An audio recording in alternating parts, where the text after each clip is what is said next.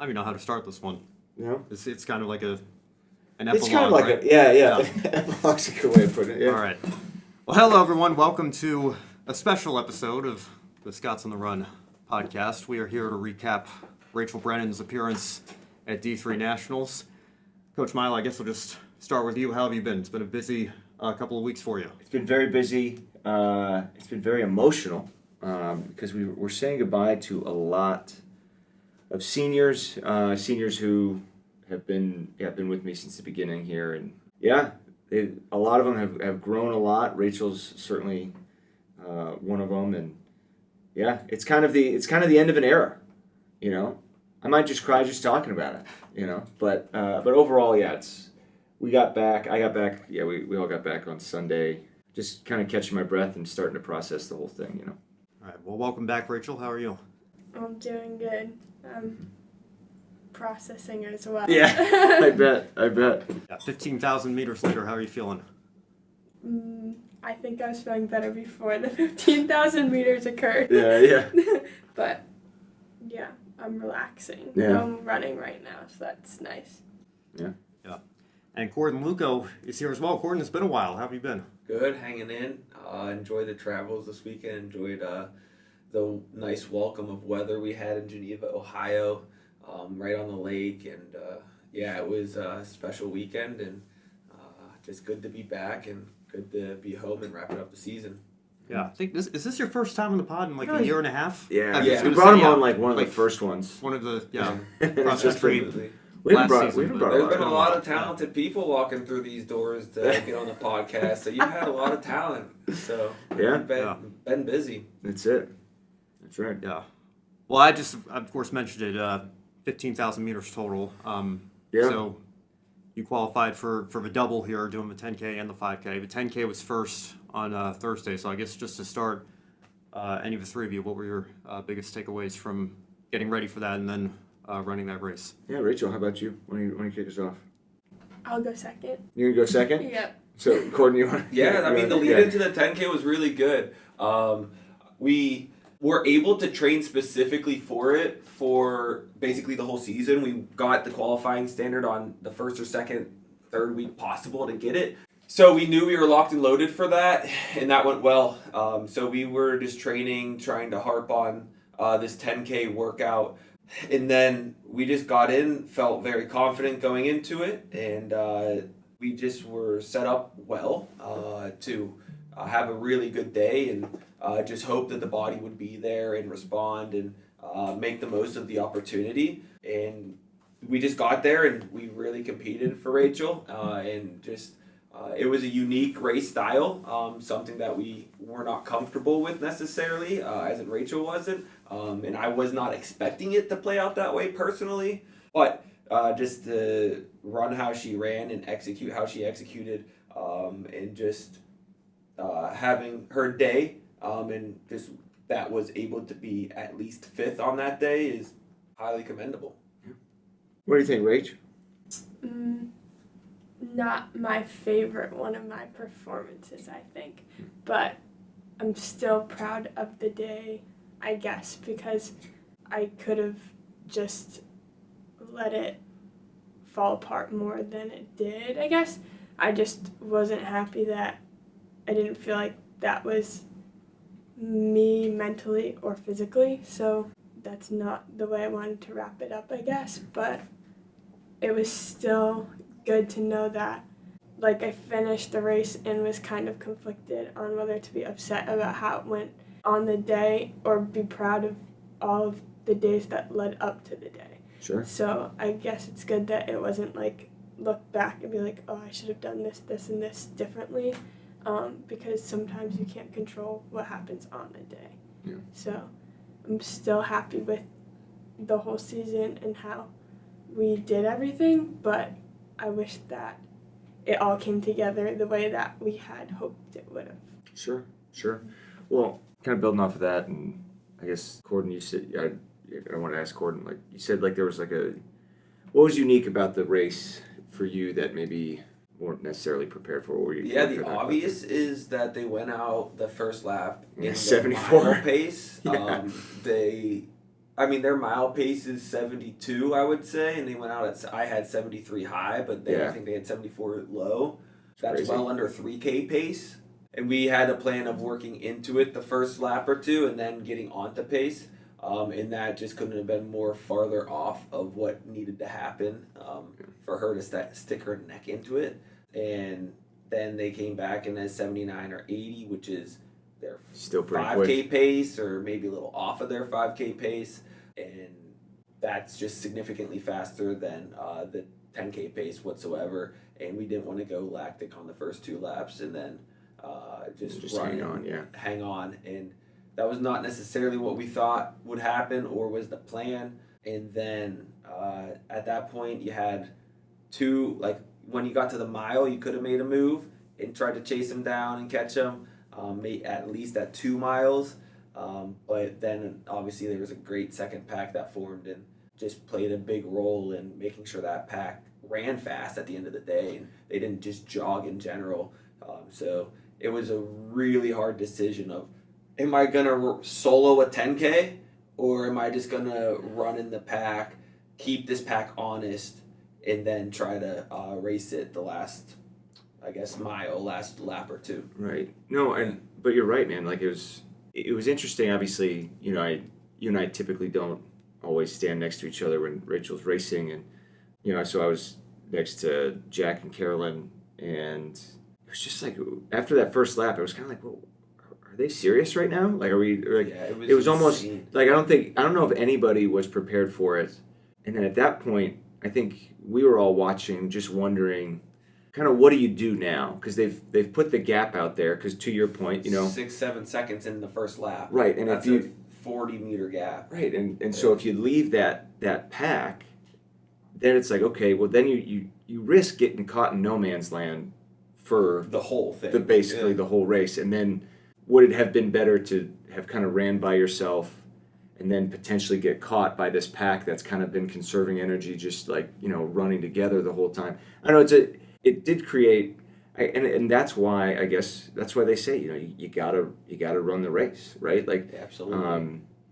I certainly think Penelope, who won it, she was deserving of it. She was clearly a stud, being a 10K, 5K winner. But yeah, I think it was just surprising how it all kind of fleshed out. And I know you said you're still kind of processing the whole thing. And we mentioned the 5K. The 5K, obviously. So how hard was it doubling the 10K, 5K? A lot of people do it, but it's not something anyone does on a regular basis. You had 48 hours to recover. What was that experience like for you? This is the first time you've ever done this. Mm-hmm. At least since I've been here that I can remember, yeah. I think that I was so mad about the 10K that I made an emotional decision to try to just go for it at the start, which then if maybe I had played it smarter, which I feel like smarter was safer in that moment, but then I was irritated about being safe in the 10K. Sure. And so I was like, I don't want to do it safe in the 5K. And then that translated to it not being a very good race in the 5K, I guess. So I think if I did that again, I would just stick back to the way I would usually go about racing something like that, instead of just because it didn't work one time, giving up on that tactic. I think usually I have a smart sense to racing for the most part, but I think I tried to go and be maybe something like someone that is not typically me to race, which is good to maybe try, so you're not regretful of a missed opportunity. But I think that ended up killing the race for me, and going out really hard and dying isn't who I usually am, I wouldn't say, and so it's not the greatest memory to have of the last Sure. race, to feel weak and feel like you're just hanging on. Yeah. Well, clearly there's a lot of learning moments from this, just this weekend, and I know I texted you, I don't know, I'm certainly proud of the areas of growth, the ways I've seen you grow throughout the years, and I was certainly hoping on this podcast to not just be solely about nationals. Hey, what'd you get, 15th? You ended up 15th in the 5K, and then 5th in the 10K. Yeah, being top 15 in two different races is something right now, like you said, you're still processing those emotions. I agree with you. I think the opportunity for more was certainly there, but hopefully in 10 years, 15 years from now, you can look back on it and be like, damn, that was pretty good. But I did want to ask, when you were in high school and you started running, that version of yourself, what did Rachel want, like the high school version of Rachel want out of running when she started running? I've always wanted to be the best one at whatever I'm doing. That's awesome. I figure Cool.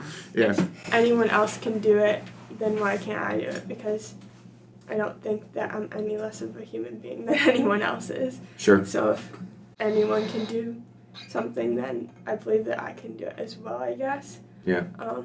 So I've been competitive since the beginning of me starting running, and my coaches in high school fed into that for sure, because I got passed in the first race that I ever ran at the very end and got second, and my coach told me, finally thought I got a first place runner, but I got another second place girl. Ooh. And so That stuck with you, clearly. Yeah, I was like, I'm not letting that be true. And so I guess I feel that at the core of everything, the same person who was like starting to run didn't really know what any of it took to run or what it would take to be good at it, but all I knew is I wanted to work as hard as I could to be better than everyone around me. Sure. So there wasn't a clear knowing of what working hard meant, but I just know that I wanted to do it, and I would do whatever I thought was right in the moment to Sure. do that. Sure. Well, has that changed at all? That was, high school Rachel. Mm-hmm. I guess beginning of this season, going into your last collegiate season, in terms of what you want out of the sport, has that changed at all for you over the years? I still want to be the best one for sure, That's but I awesome. guess I've added on to that by really feeling like the sport allows me to be a more well-rounded person and gives me deep meaning in my life, even though I know that some people will say that if you lose something like running, then you should have other stuff that gives you meaning as well. Sure. And I think that's the case, but also I think if something does bring you that much meaning, then you should value it and you should really lean into that. Yeah. So I think that it's taught me that whatever you're going to do, you have to dedicate your whole self to it in order to actually see how good you can be. And so I guess in the end of this whole weekend, even though the race wasn't necessarily a success, I would say, at least I know I gave my all to be at the top of that podium. And even though that failed to happen, I don't think that any of it was a failure.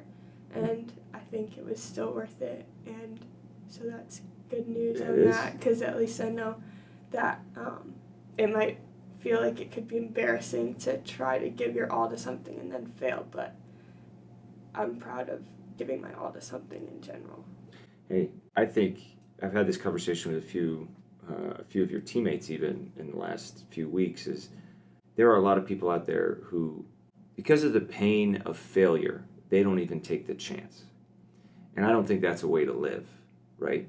And to your point, if you feel like running is a part of the purpose God gave you in life, and you feel like God gave you these gifts and this passion for this sport, that you should pursue it to your fullest, that's being obedient to where God has called you. And that might come with some pain, but that's what I'm saying. It's like, I don't think God called us to be comfortable, and clearly you have been, people have kept their eyes on you, at least at Gordon, for almost your whole career. You didn't lose a conference championship in cross country once, so you've had a lot of pressure on you for a while to kind of have these breakthroughs and see success, but that never stopped you.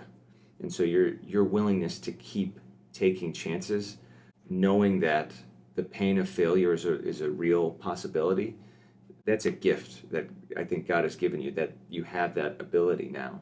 Which again, I wasn't here your freshman, sophomore year, but I don't know if you necessarily had that ability to take those chances, and I think you certainly do now as you kind of head into your post-collegiate life. But as we're kind of been reflecting, Cordon, I had a question I wanted to ask you. Do you remember the first conversation you had with Rachel?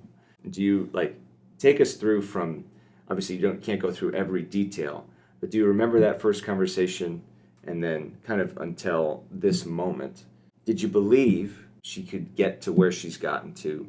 I guess after that first conversation, did you think, oh yeah, we've got a future All-American? And I don't know, how did that road go up and down and sideways along the way? Oh, I definitely remember the first conversation. I mean, I came out here for a visit to see if I wanted to take the job. That's right.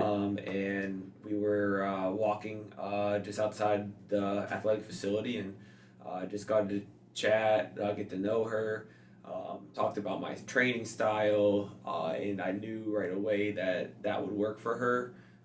So I was like, well, that's really good, because obviously I'm coming in arrogant, as I always do, and knowing if I have good athletes, I will make them great. I just believe that in my training style, because if you don't believe you're gonna be able to do something, then you probably won't do it. So I believed in my ability to help the team right away, and I could see off of that first conversation with Rachel that she needed the longer, slower type of training, as in tempos and thresholds, right? And some mileage, and that's going to work really, really well for her. And just understanding what kind of motivated her, and what she was interested in and what her ears perked up to on that conversation definitely was a good sign. So I was like, oh, maybe there's some really high potential here. And then after the first month of coaching her, mid-August to mid-September, I told her at the end of September, only a month after, I was like, you have to go in believing you're going to be an All-American this cross-country season, because I knew she had the ability after I saw her run for 4 weeks. And she's like, oh, I've never thought of that before. I didn't think I've ever been an All-American. Unless I'm wrong. I think that's what you kind of thought. You were like, I'm a little unsure. Are you sure about this? Second guessing me. Yeah. And I was full confident, as I have to be, because if I'm not full confident, then that's going to reflect in my athletes, because then they'll be like, well, my coach is just making stuff up. He's not really sure. Hopefully you're fully confident and you're, onto something here. If you're fully confident and off, then, well, there's a lot of people doing some silly things out there. Yeah. I was really glad that I gave her some reasons why. She understood my reasoning, and then she just started to believe, and started making bigger dreams than maybe were in her mind at first. And I really think that she just was able to do everything necessary to learn. And then she got way more interested, and you got so diligent in your studies and in your process of what really good people do. And she just started going out on a limb on her own and doing some bigger picture things on what top tier runners do, and then being able to see how she can fit this in and be like, hey, can I do this style workout, or this type of run, and we just were able to talk it out and understand the benefits, the pros and cons, and just see how it fit. And at the end of the day, after a month, I knew she could be an All-American. I know a lot of people can be All-Americans, so that's not really saying much, I guess, because there's a lot of people who can be All-Americans, and most people kind of just go on with their college life but not fully commit. And then I really saw the full process, the full commitment, and then this year I would say I truly believed that we could win a national championship. I knew it was a smaller chance, you would have earned a lot of money if you bet on her. The odds were high, but she was on the list. You know what I mean? Sure. For definitely having the possibility of winning a national championship, which was wonderful. And then I think really from there, it's just we have to believe that we can win this national championship, and what comes of it comes of it. Because if you don't believe you're going to win a national championship, if I don't believe I'm not going to coach athletes to be better, it's not going to happen, right? It goes back to that theory for me. And then she started to have the best process in the NCAA Division III cross country and track and field, and that's what she's going home with, the best process in NCAA Division III cross country track and field, in my opinion. So I would really put what she did up against anyone else's, and yeah, they're going to do it a little differently, but as committed and dedicated and doing everything you need to do to be great. I mean, she did this here. No one else has ever come close to it here. Other schools, yeah, you have cycles of national champions. Yep. But this is like a first time Sure. possibility. So going out on a limb and really trusting the instinct that God gave her, it resulted in being upset with a 5th place finish. How does that even make sense? That doesn't make sense to me, but I can understand it. So I totally support it. Sure. And it was just a wonderful career. And so that's where I was and kind of came through in the last 2 years of coaching Rachel. Rachel, you remember those moments that he's talking about? When you heard him talking, what stood out to you? That he was willing to be more individualized in what I needed. And he cared about, like, listening to me. And, like, I feel my biggest memory in the beginning was these 800s that I had to do that were, like, my first, like, threshold experience, I think, and they were slow to me, what I thought. And I was, like, basically throwing a fit about the fact that we had to go so much slower than I wanted to go. And I could tell that he actually, like, cared about that, because he went home and, like, I remember him saying that he, like, thought about it, like, all night about how I got so upset about it. And then I realized, like, it wasn't just like, oh, I'm giving you this and I don't care if you like it or don't. And then took the time to explain why that would actually work and be beneficial to me. And so I guess he earned the trust instead of just asking you to trust him and not backing it up. Sure. Which was meaningful to me. It's huge. It's huge. Yeah, especially, again, any good coach has to build trust with their athletes, has to care, you know. And so, yeah, believe me, I've been a huge fan of Coach Louco from day one. Again, because I think he's got those elements. I think he's got he understands how to coach high-level athletes, you know, and he's willing to build that trust, and he cares. I'm telling you. You know, I talk about this all the time. I think him and I are on a similar level where it's just kind of a part of our, it's never off. It's just kind of always in the background, you know, like bouncing around in our heads of, like, as funny as it is, he's probably, you know, he's thinking about, like, okay, how do we take that next step? What's the next thing that we need to do to squeeze every ounce of potential out of you, you know? So what's next for you? I'm gonna keep getting better. And I don't know.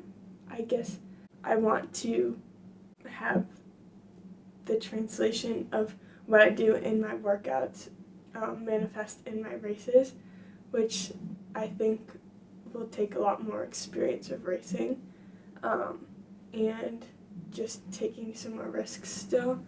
But I think that, like he said, I think the process that we have can translate to running really, really fast.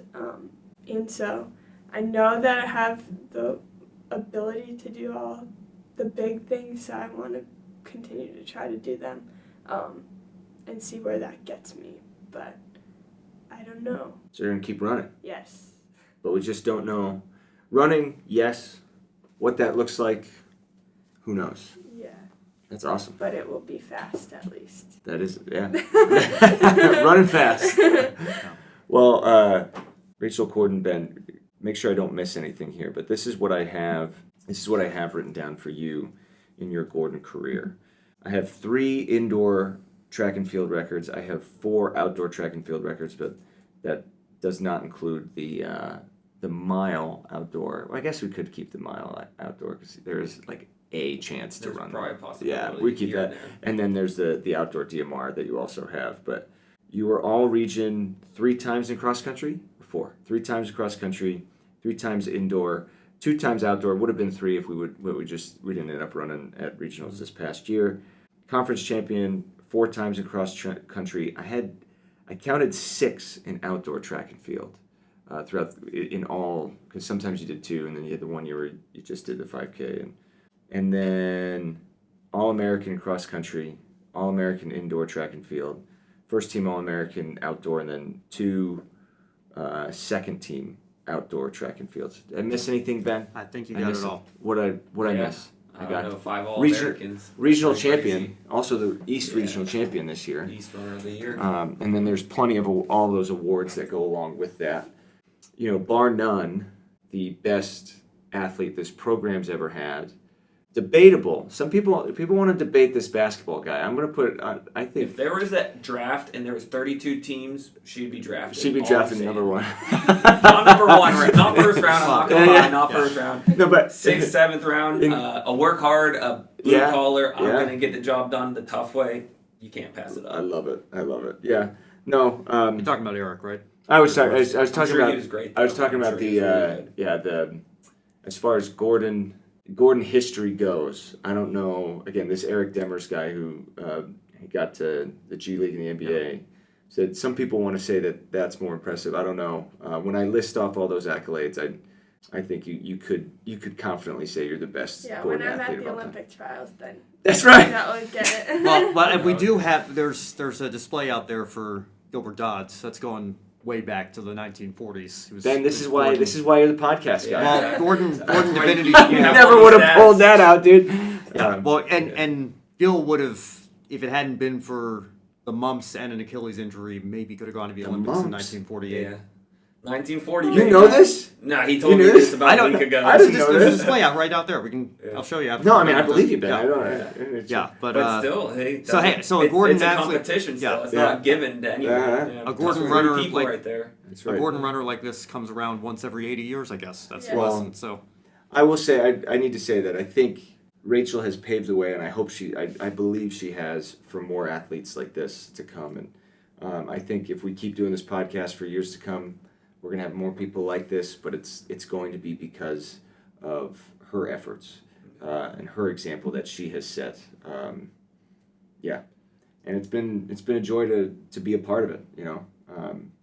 Especially these last few years with Cordon, especially Cordon taking the reins, it's just been like I've just been along for the ride and can't take any credit, you know. So, but yeah, well, and just to run some final numbers by everybody, we've been talking about you finishing 5th. You guys can correct me if I'm wrong. Since you were there, it looks from the results like it was basically a tie for 4th. yeah, It was. yeah. I have 5 1,000ths of a Yeah. second. They were equal on the hundredths of a second. They had to go down to it. And just to put that in perspective, the 100-meter race at our conference meet Right. between Lizzie and Amherst that Right. was so close. That was 7,000ths of a second. Oh, so it was a So closer margin this was a than that closer one. margin That's over That's a 10,000 fun little meters snap. Yeah, than the 100 meters was for Lizzie and Amherst. But you got Kate back in the 5K. Yeah. yeah. days later. Thank you for mentioning that. That's a very important step. You had to throw it in. Yeah. So, Good man. So it all worked out there at the end, but still, I mean, again, just what you were saying, the fact that you can finish top 5 in the 10,000 meter, top 15 in the 5,000, and still be disappointed wanting even more is a Testament to how far testament she's in and come. of itself. For sure. Yeah. So take nothing away from you, Rachel. It's still tremendous to see how far you've come, and I know I've brought this up Yeah. to you a couple times. Like I said, kind of the end of an era for me because you and Dan are the only 2 left that I was ever teammates with. And I remember, obviously, I graduated early, so and we were still basically in lockdown in many respects. Like it was a very abbreviated. I think we had a couple inter-squad competitions and things, but I saw that you had the potential to be great. I don't know if I saw top 5 in nationals in you, but knew that you had a very high ceiling and the potential was there if you worked for it. And then Cordon coming along, I think, unlocked another gear in you as well. So I think I speak for all of us. We've been just in awe of your greatness over the last 5 years, and it's been a joy to watch. Thanks. Yeah. Thanks, guys. Of course. Yeah. My last thing is Rachel Brennan, a girl from Lynn. A girl from Yeah. That's end all it there. it takes. Just baby. end it there. Yeah, let's do it. Yeah. Well, on that note, Yep. so we've got the summer coming up. Summer coming up. We're going to be taking a break from the pod, obviously, until Yeah. I got an cross-country idea for a season, bonus but- pod, maybe. Okay. Ethan and I want to talk about. We want to have a whole conversation about why people are so much faster now, and all our theories on that. So if you want to get in on that, That's I have interesting. a couple theories. beyond performance enhancing drugs. Oh, we darn need it. to, we need to I'm talk out. about some. But yeah, so I don't know. Other than that, yeah, we'd be taking a pretty long break. Yep. Yeah. Well, it'll be here before we know it. So Yep, that's right. we're looking forward to that. Thank you all so much for sticking with us throughout this entire season. We'll see you in a few months. Yep.